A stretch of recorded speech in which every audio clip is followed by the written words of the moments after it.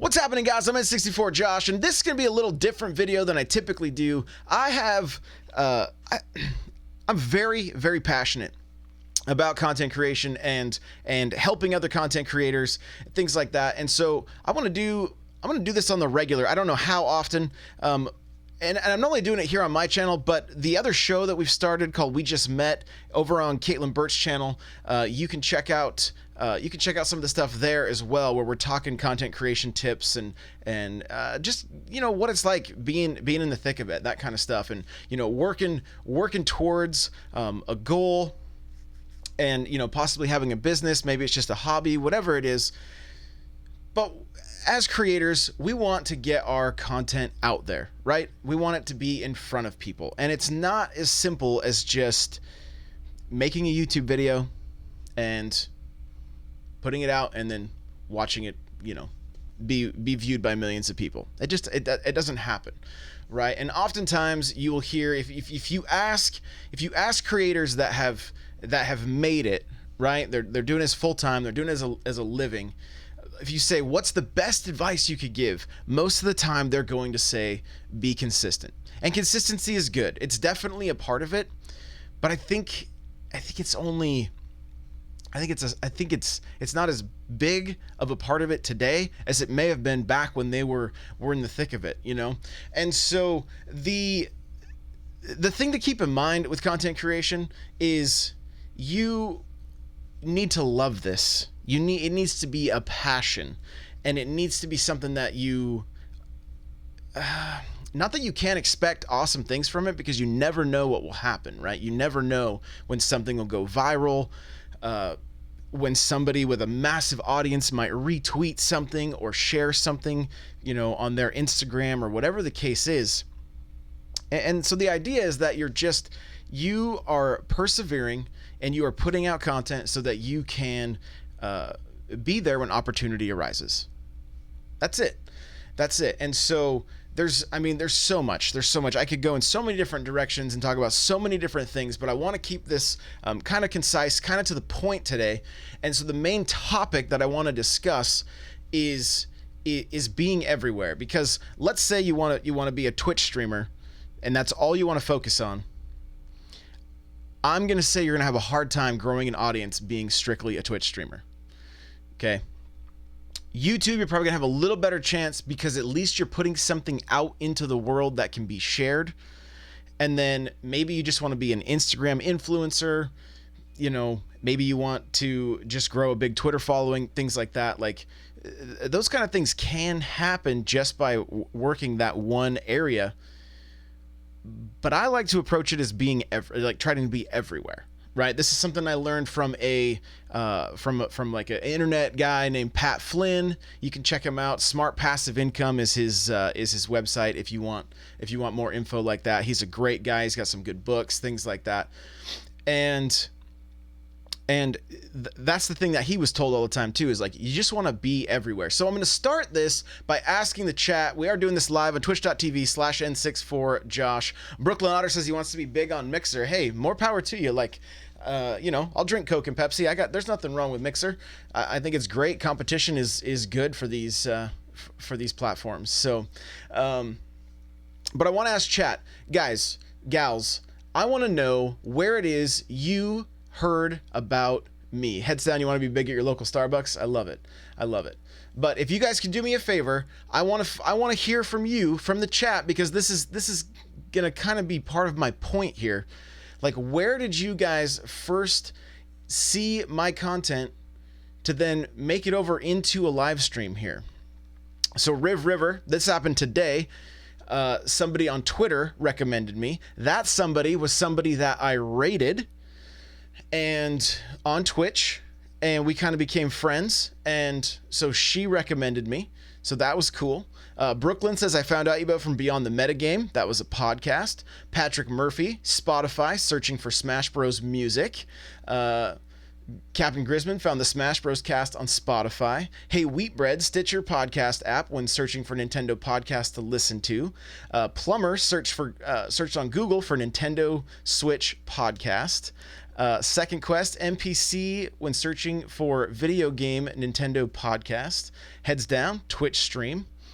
Leo, I was fielding for Smash Bros, looking for Smash Bros news, and I work a lot. I found the Smash Bros cast on Apple Podcasts. Okay, iTunes. There you go. I don't think we're heading to the Area 51 raid on September 20th.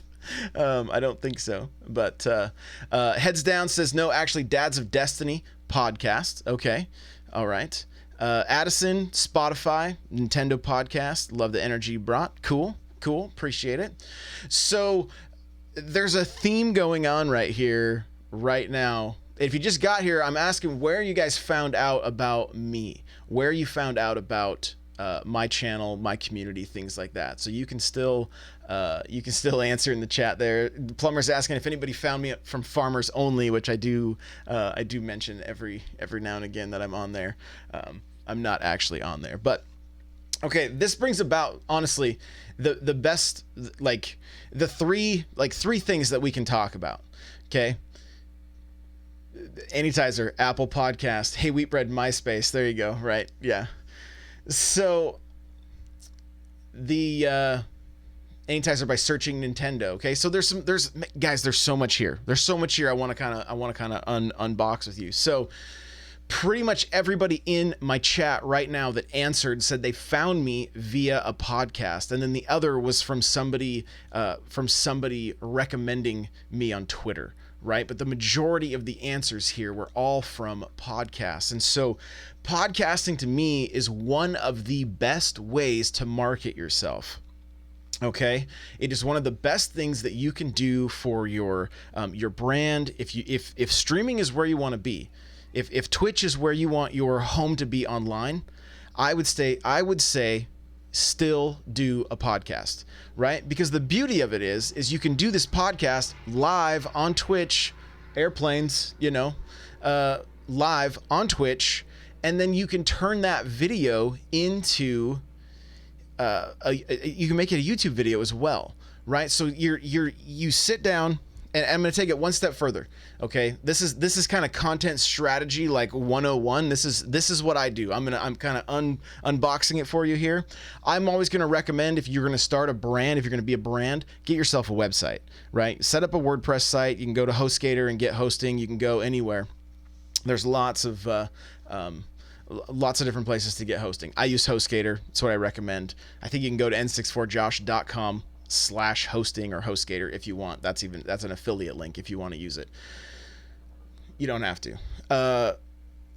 I recommend having a blog, right? Because it gives you the opportunity to be everywhere. You want to be everywhere with your content. When I say be everywhere, I'm talking written content. I'm talking video. I'm talking audio. I'm talking live streams, right? I'm talking the social media, right? Doing things on social. Before I went live today, I recorded 3 separate videos, one for Twitter, one for Instagram, and one for Facebook, saying, I am going live right now. Here's what we're talking about. Plumber has a question real quick. Says you don't have to answer it if it doesn't fit in, but do you podcast because of Twitch or Twitch because of podcasts? So ultimately, it's all to build a brand, right? That's what you're doing. That's what I'm doing. I'm building a brand. So my most lucrative venture, and I'll just be like honest with you guys, be transparent with you guys. The most income that I pull in from doing any of this is through Twitch.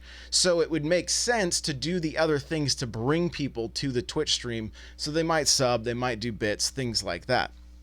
As other channels grow, as YouTube grows, there is ad revenue coming in there. The website is bringing in revenue through affiliate links and through ad revenue, through things like that. And speaking of bits, there it is. Captain Grisman, 200 bits. Thank you so much. I appreciate it. Thank you, my friend. So it, you're going to want it. You're going to have to see where your strength is at. Like certain people, most of their stuff, they don't do anything on Twitch. They do very little on Twitch. They focus more on YouTube. They go live on YouTube, things like that. You've got to follow, like you've got to kind of know where your audience is at. So, And so, King Henry, we're going to do some Q&A at the end of this. So I'm just going to talk for a little bit longer, and then we'll do Q&A. So hang on to that till later. But so, like I was saying, written, video, audio, and live. Okay, those are the 4 things. Now, that sounds like a ton of work right off the bat, but it really isn't quite as difficult as you might think. Okay, and I know Run Jump Stomp's in the chat right now. He's got the Switch. I gotta make sure I get it right. The Switchcraft podcast. He's also got the Stadia Cast, I believe. He's got a couple different podcasts, and I think he does just Run Jump Stomp. Also, he's a hardworking guy. So, and I've watched him do similar things. What I do is I will write my script, my show notes ahead of time. Sometimes I will publish those early and get you guys to engage with me to I'll ask questions in those, right? So that will push people to the website, that gets traffic to the site. That article, depending on the way it's titled, can be full of keywords that Google then may throw into their algorithm and bump up in the search results so people can find it organically.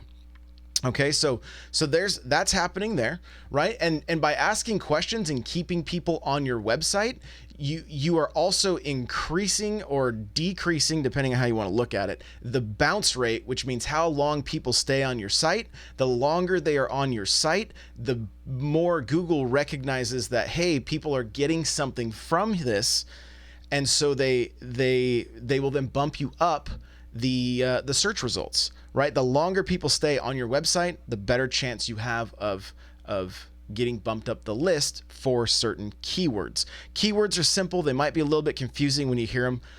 Essentially, a keyword is what people are searching for. A quick example. My Xbox had an error when I moved into this house. The error was like, your Xbox Live server names cannot resolve, or your DNS server cannot resolve Xbox Live names. That was the error, right? Why do I even remember that? Well, because I Googled it, I couldn't find an answer. It took me 45 minutes. I was in the deep in these forums, and I finally found the solution. I immediately created a video that showed what I did, that fixed my issue, and that video is still getting comments today. Like 65,000 views. People just type in, my DNS server cannot resolve Xbox Live names. Those are the keywords. I rank. If you type that in Google right now, you're going to find me at the very top.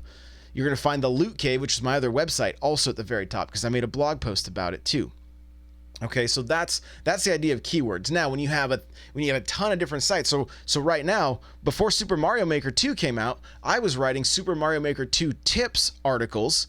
And at one point, I ranked number 2 on Google for Super Mario Maker 2 tips above IGN. And then once the game launched and all the other big companies started putting out all the other big sites started putting out their stuff, it bumped me down, right? It's just the way it goes. But I was trying to have, trying to be just a little bit ahead of the game. So certain keywords are going to be harder to rank for, things like that. That's not what we're talking about right now. But the idea is get your show notes, get your script done on your blog. Okay? Start a blog. It's not that much for hosting. And it's really, with all the information out there on how to build websites and things like that, I prefer WordPress myself, but there's lots of options.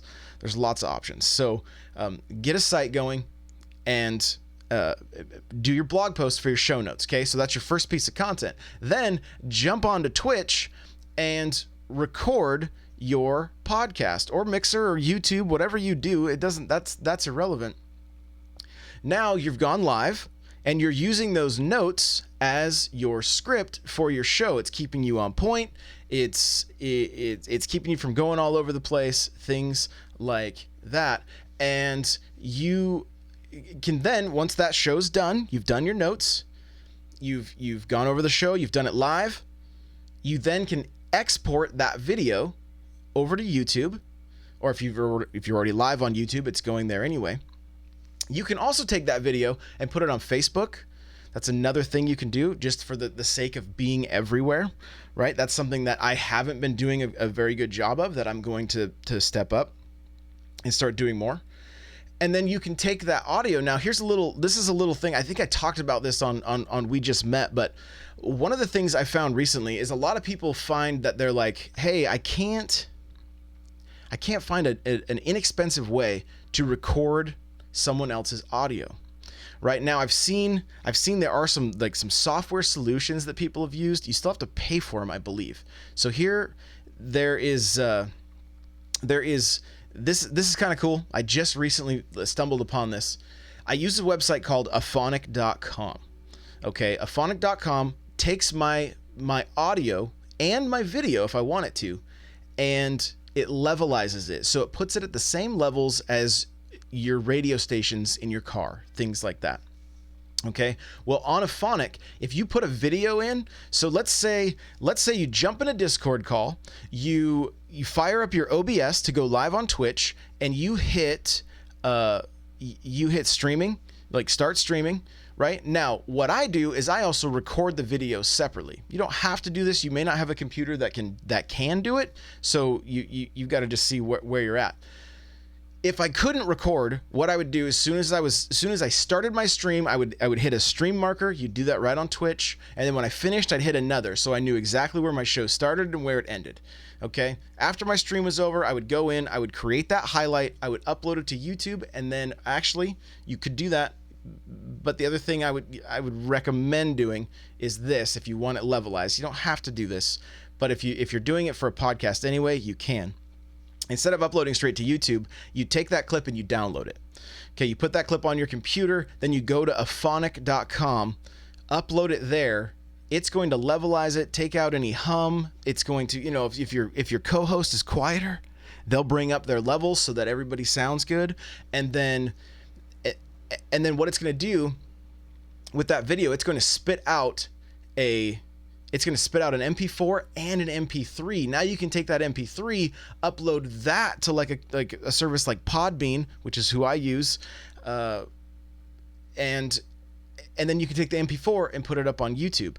Now you've got your audio and your video. It's already been separate. It's been separated. You don't have to go and do that yourself, which can be kind of annoying. Now, that's a way to do it without having like a hardware solution. I use a thing called a Focusrite. It's from Scarlett, the Scarlett 2. It's from Focusrite. It's called the Scarlett 2i2, and I run my headphone jack out into channel 2 on this mixer, and that will allow me to record 2 channels of audio. But if I was looking for just a budget way to do it, Auphonic is $11 a month for 9 hours, and it's free for the first 2. So if you wanted to do a half-hour show 4 times a month, you could use Auphonic for free. Just make sure you keep it right to that half hour. That's it. So that is essentially a way to take one piece of content, written content, and turn it into 4, so that you can then be everywhere. Now, the last thing I will say before we get into the Q&A is let's talk about social media real quick. Take clips from your podcast, if that's what you're doing, your videos, or your Twitch stream, whatever content you're making. You need to get a hold of those 1-minute clips. Now, an easy way to do this is if you're not sitting at your computer. Let's say you stream, you're tired, you don't want to do your highlights because you've had a long day. You crash, right? Get up the next morning. A lot of times, what I'll do is I will get on my phone. I'll fire up, go to my clips that people pulled in Twitch while I was streaming. Whether we're doing Mario Kart, Mario Maker, whatever, and I will then screen record on my phone. I will then take them into a few different apps. I use Rush to do some editing. I have another app that I use. Let me look at the name of it real quick just so you guys can see it. This makes the video square for YouTube. It's called SquareFit. Okay, I just use the free version. That allows me to put text at the top, like getting Mario Karted, and then my Twitch stream down below. Now when I upload that video to like the Mario Kart subreddit, guess what? I got some branding on that thing so that more people can see it, and I've had people jump over into the stream from seeing that clip. You got to be careful about the self-promotion. Some subreddits might get angry about it, but if the content's good enough, if it's something that's super funny, or you pulled off some skilled move, something like that, a lot of times they'll let it slide. I've had a few people call me out on it, whatever, but it's like I'm not that worried about it. I use that same video for Instagram because it's square. Twitter, I may use it there as well. I may put it in all the places, but the idea is to take that single piece of content that you've created with starting with the written blog post all the way through to the completed video, and then take some little bite-sized chunks and use that for your marketing. You're essentially using social media as a means to create commercials for your content. And I mean, and that's the thing. Say you're just streaming. That's your main thing. Those little clips, like, I remember, and I'm sure there's more to this, but from where I was watching, let's talk about Ninja for a second. Okay? Ninja had a clip of him putting somebody in a box in Fortnite and then using a trap, and it was like the first time that I had seen somebody do it, and this tweet went crazy viral. And shortly after, Ninja blew up, and he blew up big time. I mean, he's a household name at this point. At one point, we had 600,000 people watching while him and Drake were streaming, like crazy, right? Crazy. But one of the factors was the clips that he would use to promote his stream. And so it's very important if you've got some crazy plays going on, and especially games like Mario Maker coming out now with Mario Kart. I saw some good success with that. Smash was another one too.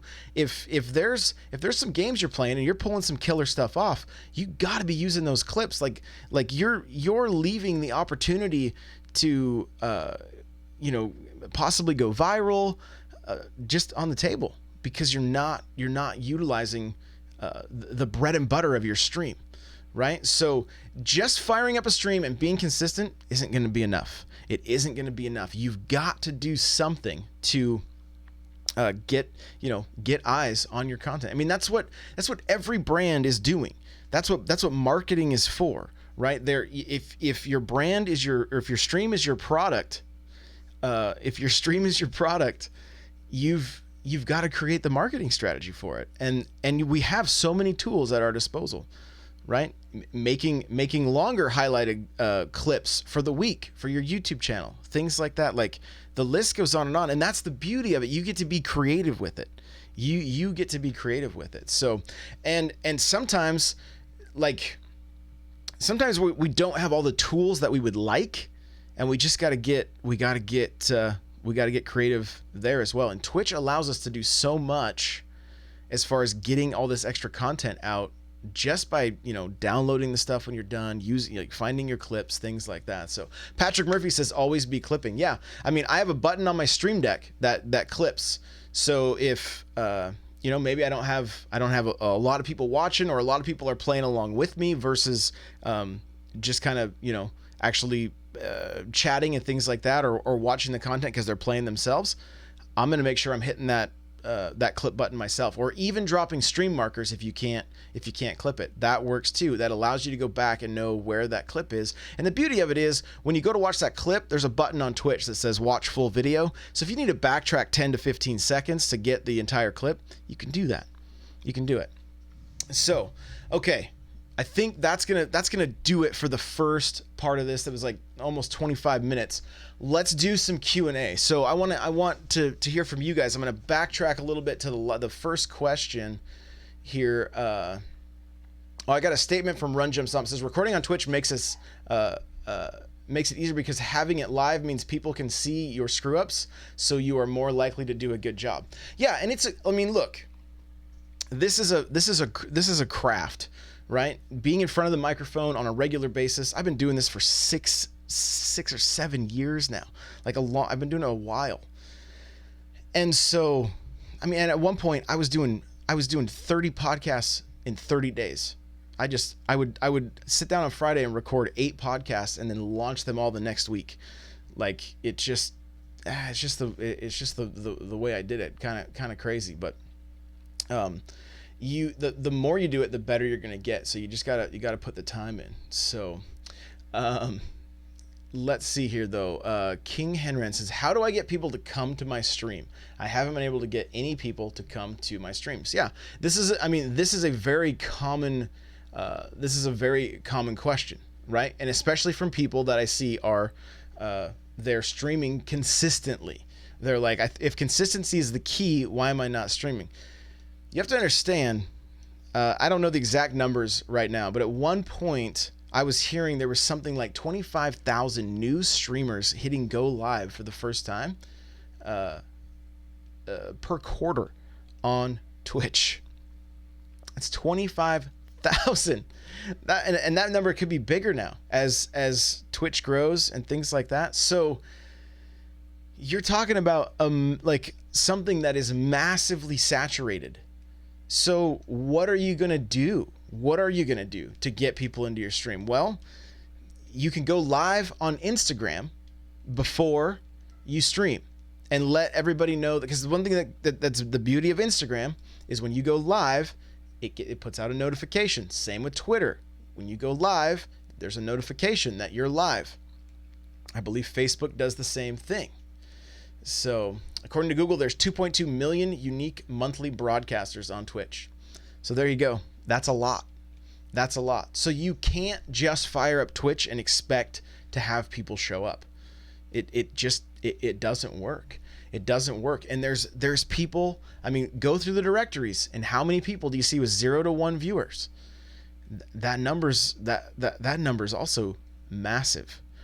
Massive. Like, I think if you have 10 viewers, I don't know the exact number, but I think if you have 10 viewers in a stream, you're like in the top 1 to 5% of Twitch streamers with just 10 viewers. That's how many people don't have any viewers at all.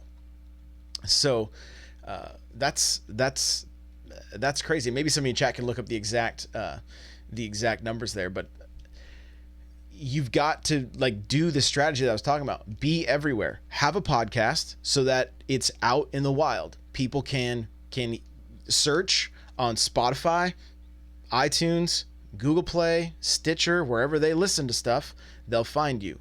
Have videos so that when they're on YouTube, they can search, they can find you.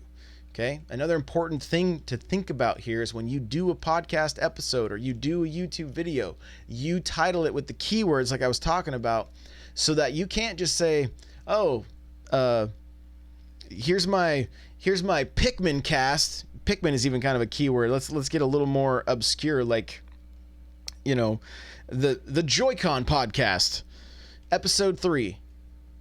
Do you think anybody has ever searched for Joy-Con podcast? I know I haven't. I don't think anybody has, right?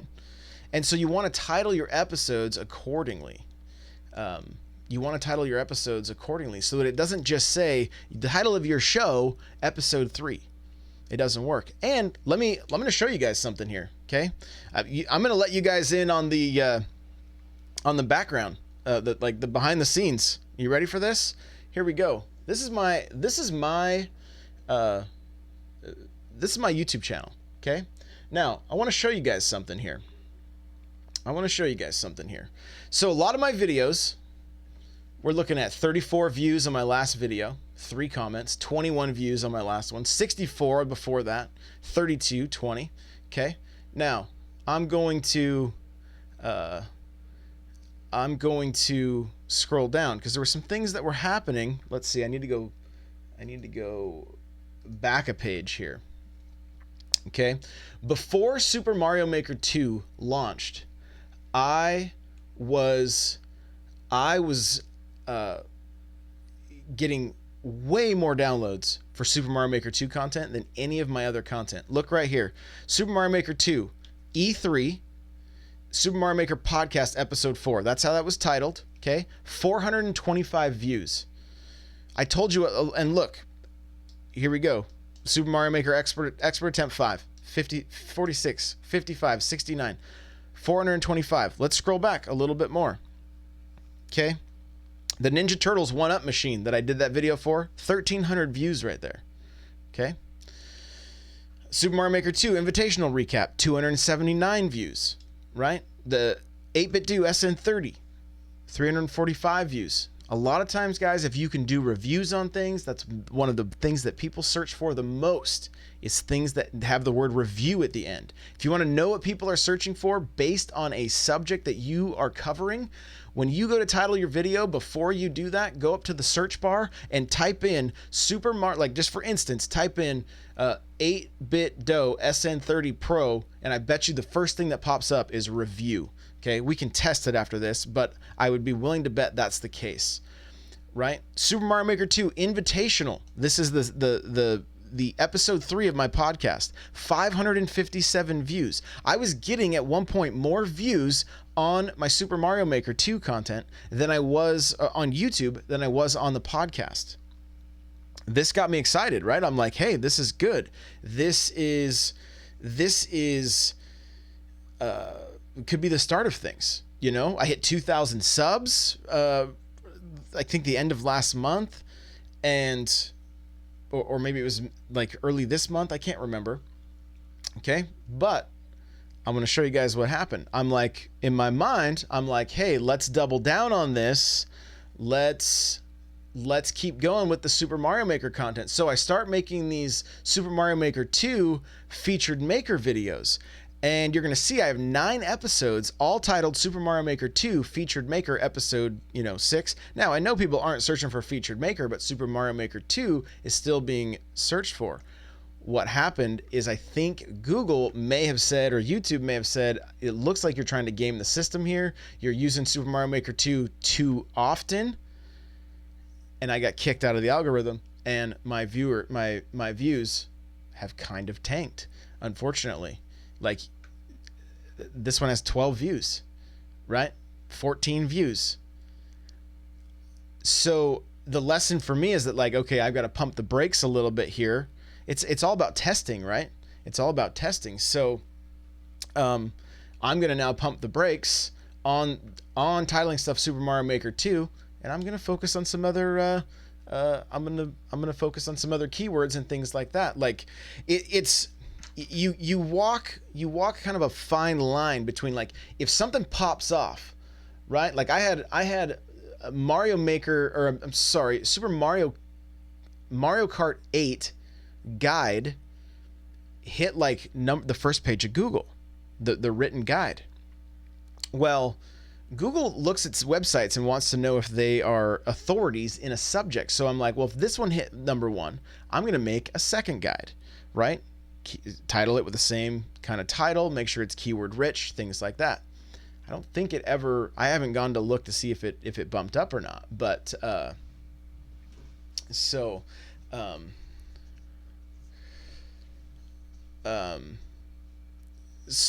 that's something to think about is if you have something that really pops off, like a review on something, maybe do an updated review. Maybe the game updates. The video that I have the most views on is Skies of Fury review for the Switch. I think it's like 24,000 views or something like that. And then the next video that has the most views is like 13,000 views, and they're still getting views today. Like, people are still watching them. So Brad Many, I think, or I don't know if I'm saying it right, says, I think it's more about an interesting title and good thumbnail rather than being about the algorithm. I mean, the title has to be keyword rich in order for it to get into the algorithm, right? And so, and then a thumbnail, of course, yeah, you have good thumbnails, that's gonna help as well. So, let's see. I'm not gonna say your name, but it says how much. Oh, you just want to know how many subs I have on YouTube? I have 2,000. So, RJS hates making thumbnails so much. They're one of those things that they can kind of be the bane of your existence if you let them. That's for sure. One other question I saw here was about long tail content. Any advice on copywriting your larger works, i.e., books, music, etc.?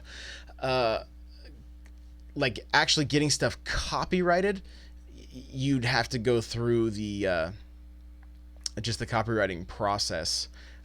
There's like there's some old school ways of like taking your written work, putting it in an envelope, mailing it to yourself, leaving it sealed, and the stamp that is on the envelope has the date. And so that's one way I know people used to do it back in the day. I don't know if that's still the case now. Um, so, but yeah, and I mean, Run Jump Stump says I hate making thumbnails so much. Like a lot of times what I will do is I will kind of use some of the similar graphics or similar text, things like that. I might change a background or move a different picture in for my for my thumbnails so that I can knock them out really quick. So that's thumbnails grow on their own, right. So that's the thing, because yeah, like there are like this week, was it I think this week I think I put out 17 videos this week, and so, and maybe more. I would have to go back and look exactly, but like I put out a lot of YouTube videos this week, especially with all the Mario Maker 2 stuff. Well, if I'm doing the featured maker stuff, I'm just going to use the same thumbnail and change the episode number, right? Because that's just the way it is. When it comes to the podcast, I'm always looking for a photo that matches what I'm talking about, that matches the title. So this is gonna be the last call for questions. Any other questions? We're about to hit that 40-minute mark here. So what role, if any, can email marketing play in this kind of work? Why or why not? So it's interesting that you bring that up, because email marketing is the old saying with all the internet gurus is like the money's in the list. Right? The money's in the list. So I don't know how, you still see, you go to Best Buy right now, they're going to have you sign up for their email list, right? There are a lot of companies that still use email, and it's part of being everywhere, right? I think the open rate of emails is probably pretty low. And so there's not like the one place to be. It's not like I need to have a Discord and grow a Discord. I'll give you guys a little at one point I hit everyone in Discord and said, like this if you see it, and 6 people liked it out of 1,200 people in the Discord. So I don't know that Discord is the best way to try to promote content. It's kind of the place to hang out with your community. Email is still going to be effective, even if you're still going to get some people that open them and read them. I mean, think about you can kind of look at your own habits, things like that. There's a lot of emails I don't read. And then once I get annoyed with the company emailing me, I unsubscribe, so there's still a place for it, but it's just like anything these days. It's one of those things that's a little bit difficult. So, we got another comment here. Let's see. The mail yourself an envelope thing is basically a myth. So there you go. Again, this is just something I heard back in the day. I have no clue if it actually worked. Let's see. Actually depends on what you're trying to build. If you want many views, or you post clickbaity videos. If you want good community, you focus on content. Yeah. And content is king, right? Like you want to put out good content. You want to have,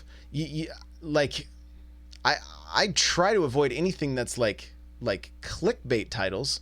I try to make sure that my titles are keyword rich and that they are using the words that people are searching for the content they're looking for, right?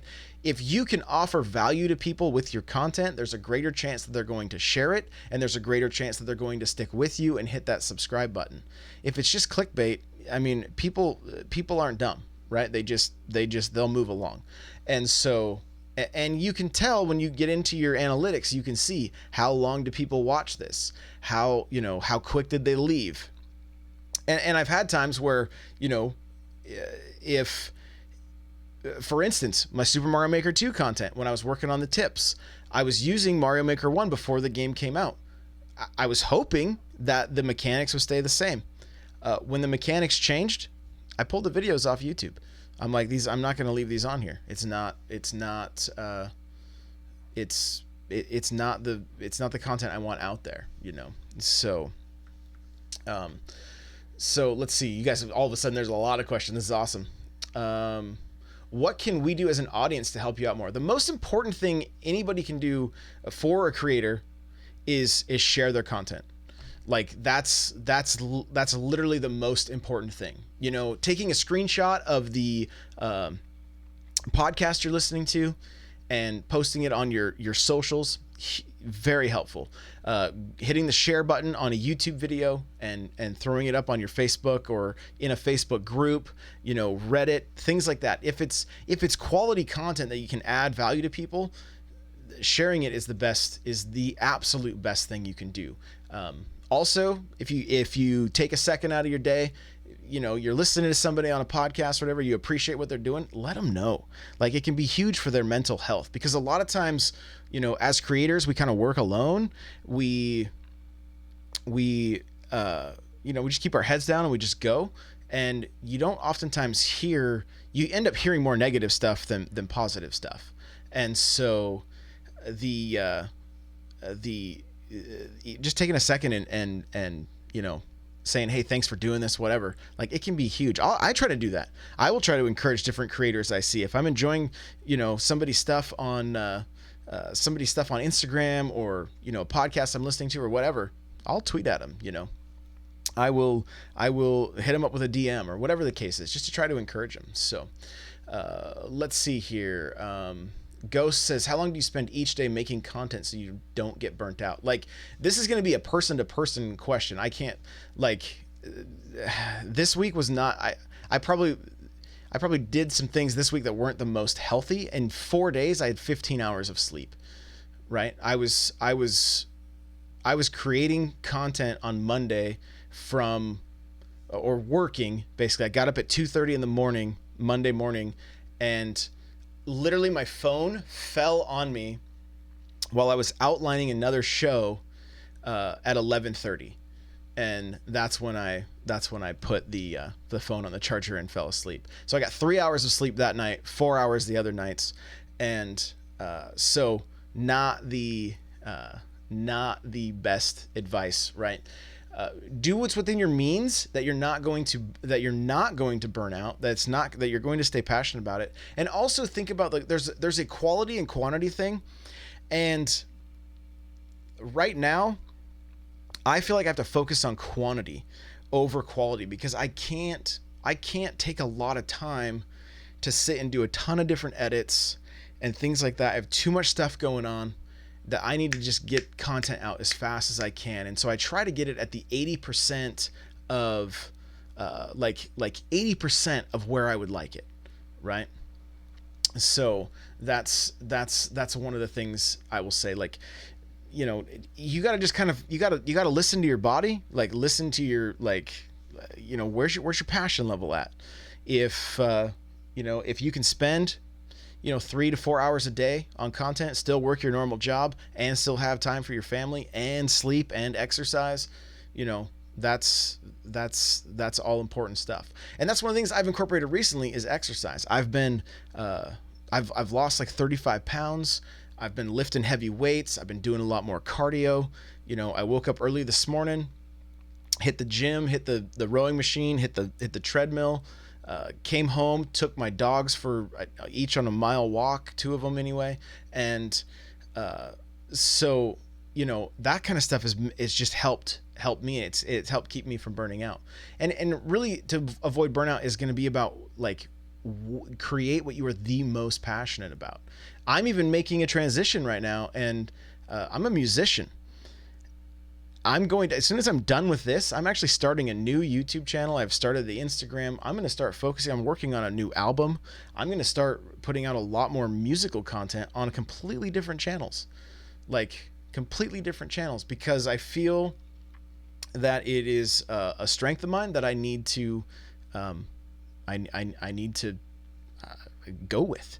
You know, I bought a new guitar last weekend, and I'm like, let's do this thing. So being able to pivot and have multiple things, multiple passions, that can help you from burning out. So Brooklyn Otter asks, if you don't mind me asking, how is your income split between money earned from YouTube, audio podcasts, and Twitch? I mean, it's different every month. It's different every month. Twitch is by far the most. It's by far the most. I don't think, based on the user agreements, I can say actual amounts, but Twitch is by far the most. YouTube is slowly starting to get there.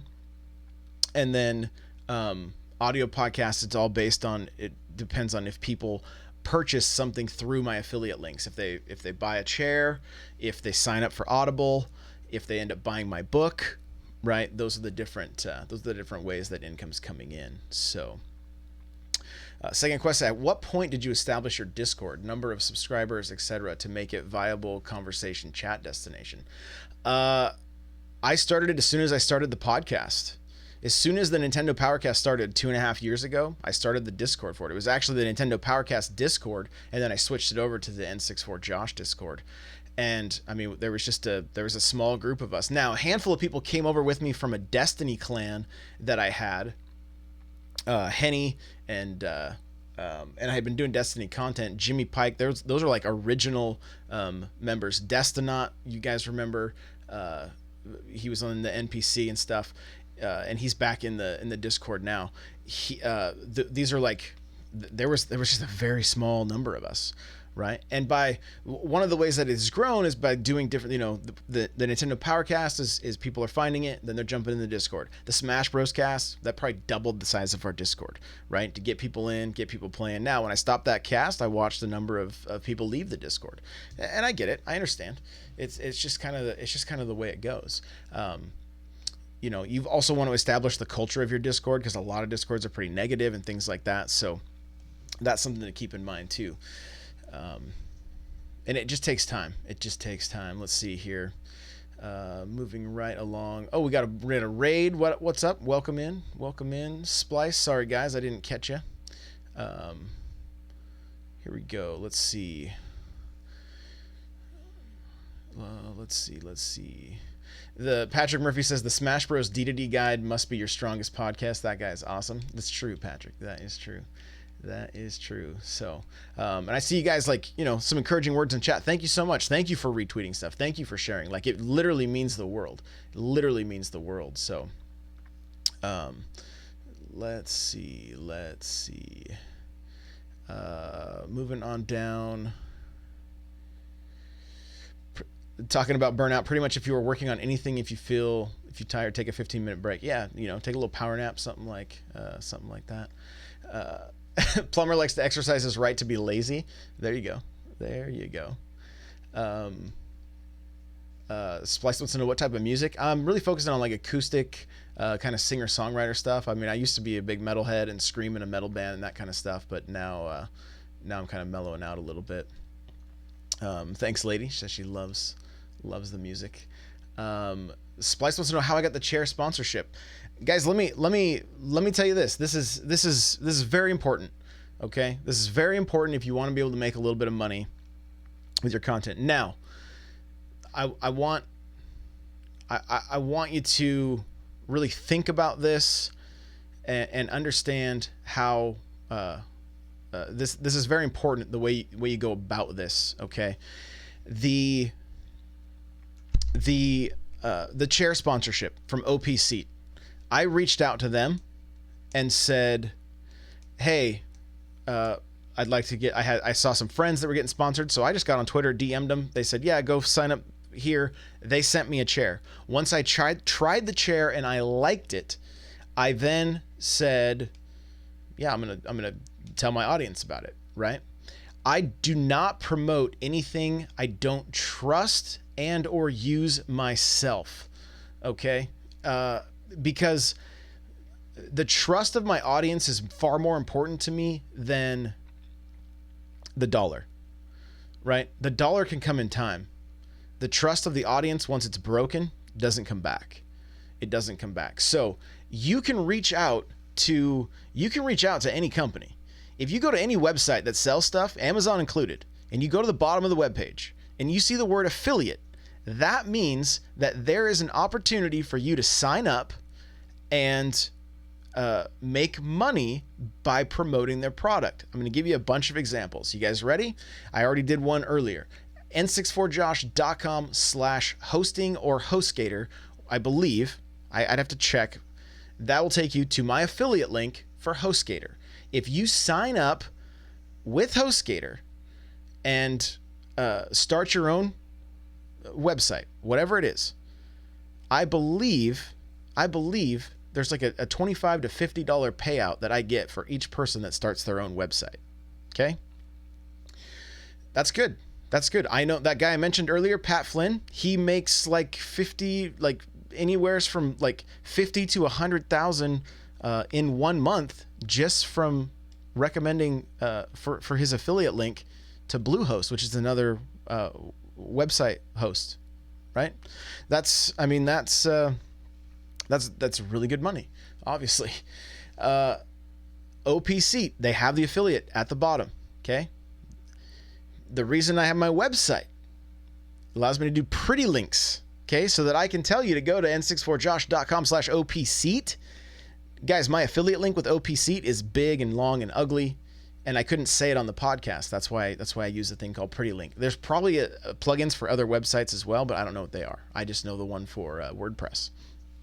Okay. I like to take care of my beard. If you go to n64josh.com/beard, you're going to see the product that I use to keep my beard, from becoming a wild mane, right? The beard balms and the beard oils, things like that. n64josh.com/zesty. That's the affiliate link to Zesty. n64josh.com/Amazon.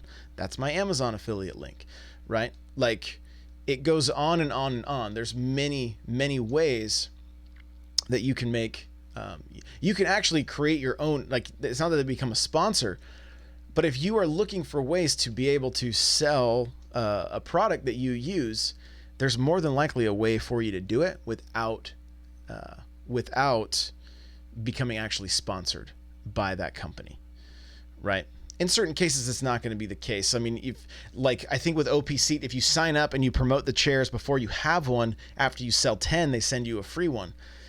That's a little tough for me to do, because it's like, well, what if the chairs sucked, right? That's what I had a little bit of a hard time with. So you may want to wait until your audience is big enough.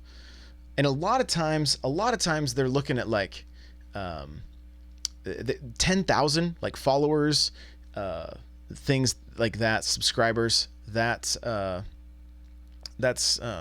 pretty much the number they're looking for. But like these guys, I think they were kind of starting out when I got a hold of them. So they saw that I was close to 10,000 on my Twitter, and that, and then at one point I think I was like number 5th in chair sales on the site, so, or number 5, I mean. And so, that, it's just, you can make it happen, but just the trust of your audience is key, is most important.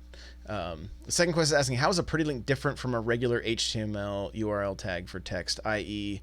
www simple text for link? So I'm not even sure. I don't know. All I know is that, like, when I create a post on my website, let's say I'm doing the latest episode of the Nintendo Powercast, it was Nintendo-Switch-Light-Nintendo-Hyphen-Switch-Episode-225, right? With the Pretty Link, I take the URL, I put it in, that's the target URL, and then I say n64josh.com/npc225, and that's how you guys can go and check out the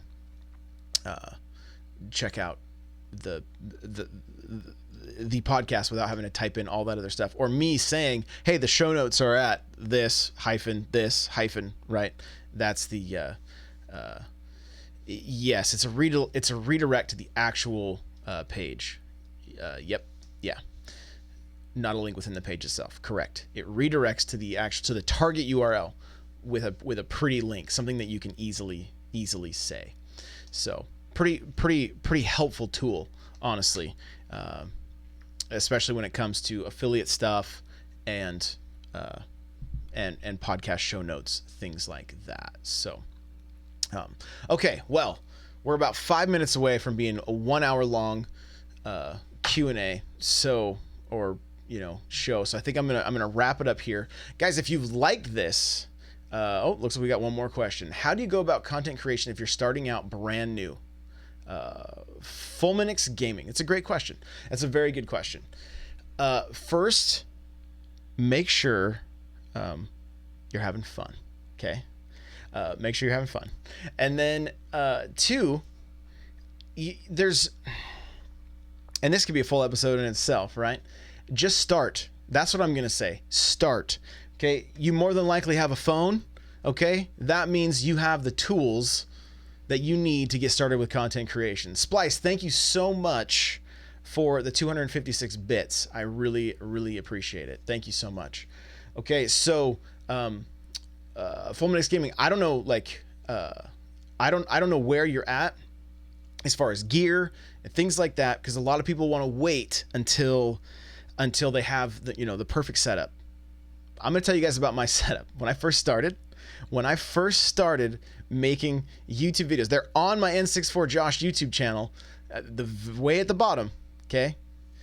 I got the AverMedia Live Gamer Portable, and I set up my digital. I was a photographer, so I set up my digital SLR with the microphone in my living room, and the Live Portable Gamer allowed me to record gameplay. And then I turned on my camera and recorded my face, and then I went into post-production with both SD cards and made picture-in-picture of me playing games.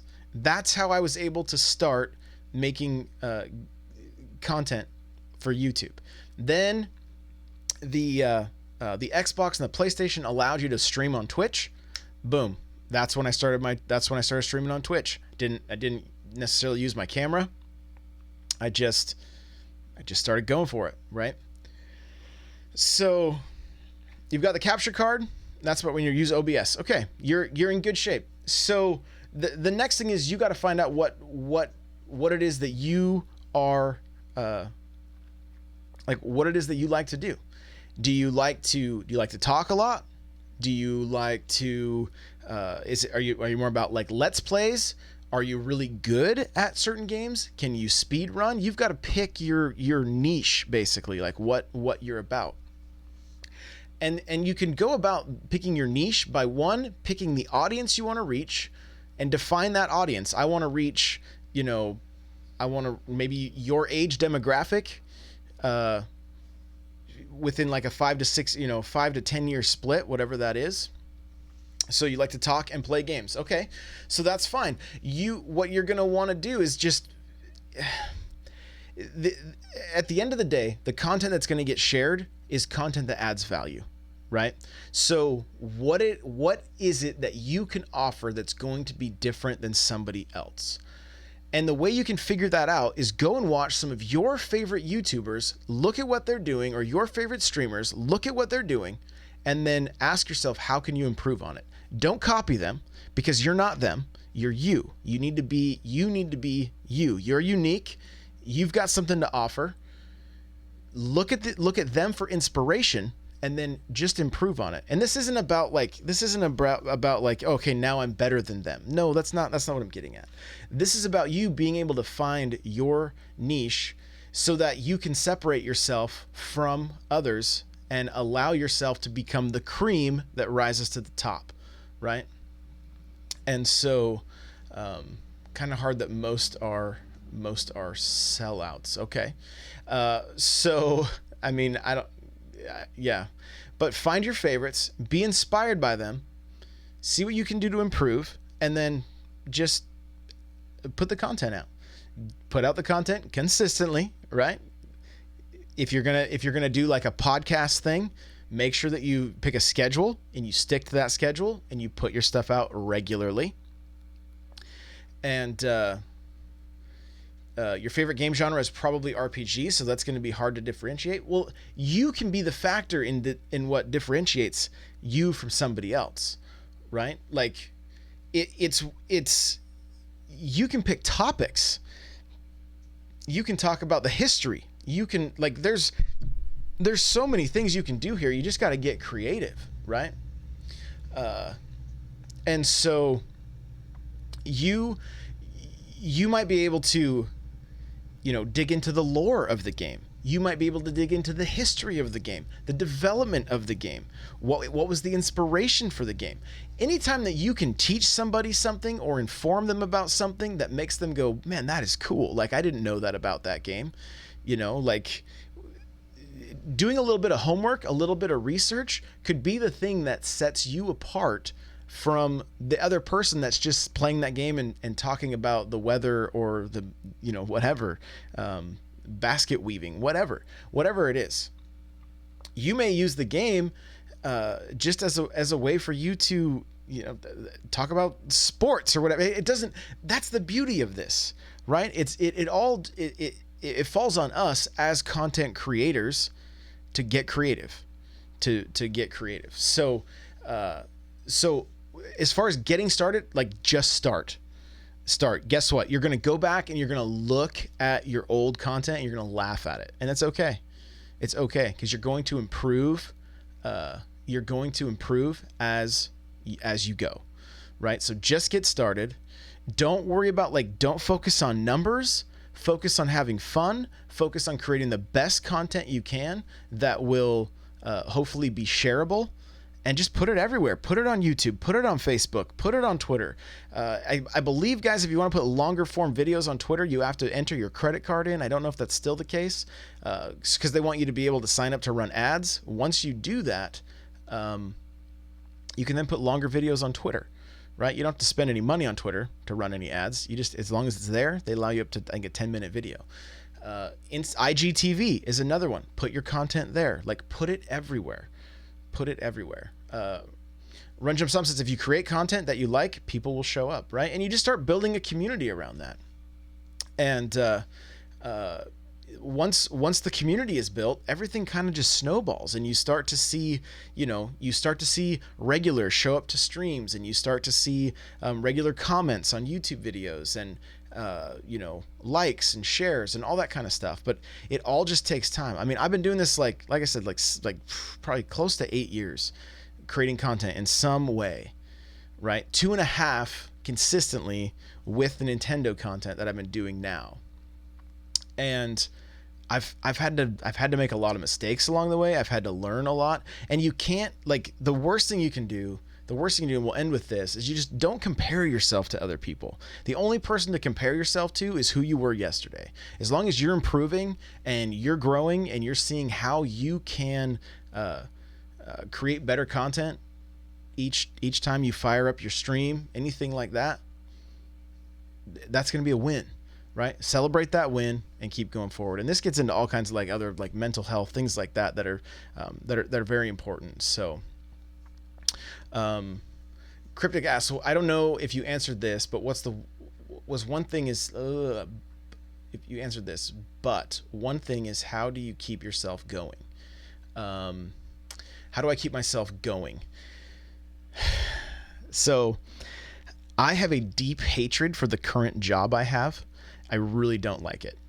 And I'm so thankful for that fact, because it gives me so much drive to be able to try to make this succeed, right?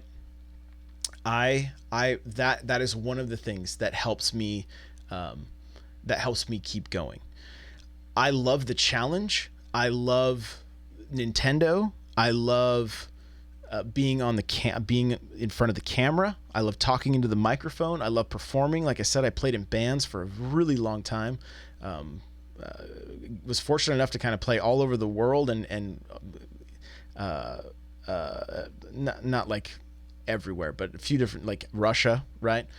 Getting to play over most of my state was also really fun. Like, I loved performing, right? So getting in front of the microphone is just something I love. Okay. So uh, that's one of the things that keeps those are a few of the things that keep me going. Okay. Um, Full Minix Gaming is, do you think any platform is better to start on any other, like Twitch versus YouTube, etc.? I don't, like, especially until you, like, if you have the computer that can handle it, go live everywhere until you sign, like, until you become an affiliate with Twitch or whatever. But if you wait on that, you can be live on Facebook, Twitch, YouTube. Like, I believe you can go live Mixer, all the places, like Twitter, even, like, there's people going live everywhere. So um, uh, this is a good thing. But Run Jump Psalm says, I'm sure you're like this as well, Josh, but for me, I don't want to let my audience down. That's the thing that keeps you going. Yeah, that's true. I mean, that's very true. Like, trying to just, put out quality content that is adding value to those that are consuming it, right? And trying to just put out the best stuff you can. I mean, and the cool thing is like, what I didn't expect from content creation, I didn't expect it because it hadn't happened to the extent that it has happened since the Nintendo stuff. I had a really cool Destiny clan that was really a lot of good people, and we had a great time. And that group, I think that clan was like, I don't know, 200 to 300 people probably. It was decent size. But then when the Nintendo Powercast kind of took off, thanks to Nintendo starting a podcast with a similar name, it really grew the Discord and things like that, and it created a family. Like, we're all just a pretty tight knit group that love talking games. And that's one of the best things about this. That's one of the things that keeps me going, is like, I love seeing the conversations happening. I love seeing the relationships being built and the friendships being made. And like, it's crazy to see some people coming together and collaborating and starting their own shows, and things like that. And so a lot of that is stuff that I think is that helps keep me going as well. What about streaming versus like video series that gets recorded and uploaded? Which of those do you think is better to start with? I mean, I would say both. Do both, right? And do those videos on Twitch. The beginning of this video, I don't know if you caught it, so you may want to go back and watch. But I talk about how you can